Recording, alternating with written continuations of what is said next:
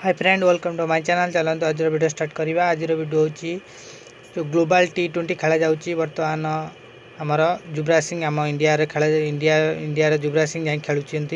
तो सही गोटे घटना घटला जो कि पोलार्ड आउ ब्रावो मध्य ठीक अच्छे से खेल चलुला मध्य से युवराज सिंह 26टा बॉल 45 माइले आउ पोलार्ड 3टा चौका और 5टा छक्का मारी 51 रन करते। यही समय ब्रावो बॉलिंग करुवा टाइम रे पोलार्ड घोराई मारी कि बाउंड्री लाइन में कैच आउट होकर आउट होते जुगुर सी बैट टी धरिकी ब्रावो उपरे उंचाई। तो ये गोटे मजाक होता है, कौन सीरीयस नुहे किंतु यदि ब्रावो दिहर आटाक होता कि बाजी था तो पोलार्ड बैन हो पारि था किसी गोटे हो पारि था। या मजाक ये सब घटना घटी जोटा कि फनी परफॉर्मेंस आउ किसी नुहे।